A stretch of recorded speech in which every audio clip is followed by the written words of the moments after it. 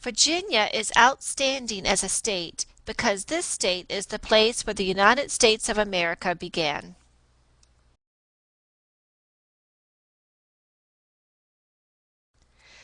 The first English settlement that continued and did not die was in Jamestown, Virginia.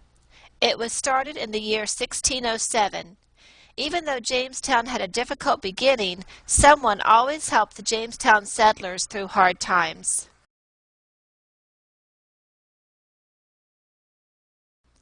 One helpful person to the Jamestown colony was Pocahontas. She was a Native American girl from the Powhatan tribe. Her father was the tribe's chief. Pocahontas did much for the people in Jamestown.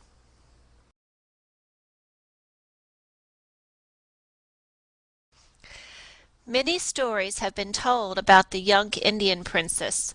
Disney Pictures even made an animated version of her story. Just which parts of these stories are true and which are not is a mystery.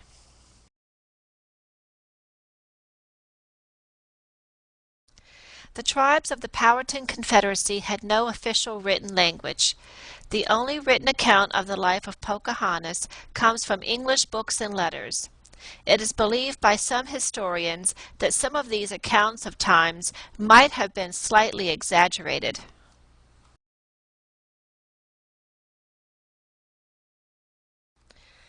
From what we do know, Pocahontas was the daughter of the chief of the Powhatan Indians. It is believed that Pocahontas was just one of many children produced by the chief's many wives. Some sources believe that over 20 children were claimed by the chief.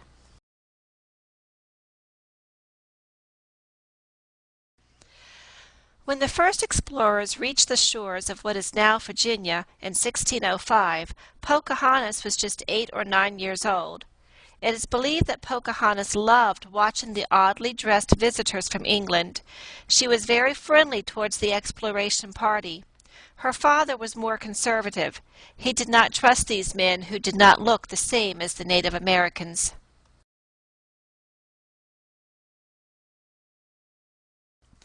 When the colonists began to arrive 2 years later to build their new homes in Jamestown, relations got even tenser between them and the Native Americans. Chief Powhatan is said to have captured the leader of the landing party, John Smith. By now, Pocahontas was nearly 10 or 12. Here's one of the more popular stories of Pocahontas that can be told.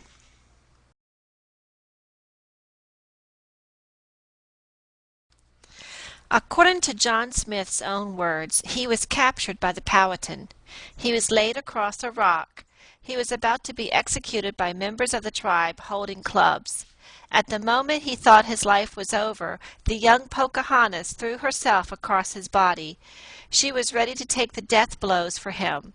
When the chief saw the intensity with which Pocahontas defended Smith, he allowed Smith to go free.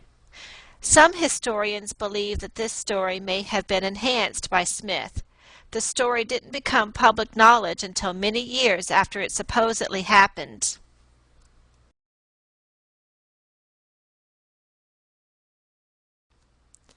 John Smith wrote a letter to Queen Anne asking the Queen to treat Pocahontas with dignity when she arrived in England as the wife of a tobacco planter.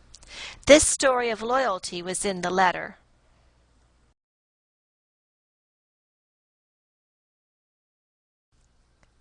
Other historians maintain that the whole scene was just an act. They believe that the Native Americans used the scene to test their own courage. Whatever the real truth is about this story, the first mention of a girl named Pocahontas came nearly 10 years after the event was supposed to have occurred. Whatever you believe, there is nothing to suggest that there is a romantic relationship between the Indian maiden and John Smith from England.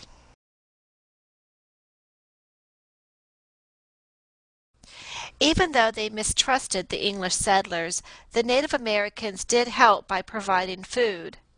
One legend says that Pocahontas was the spearhead behind this.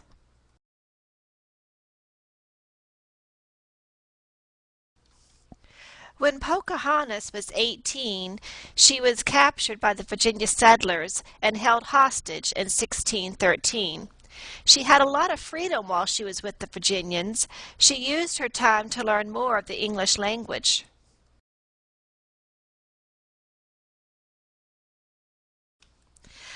Pocahontas became a Christian while she was being held hostage. When her father finally gave in to the demands of the Virginians, Pocahontas refused to go home. Instead, she stated her desire to remain in the town where she had been held.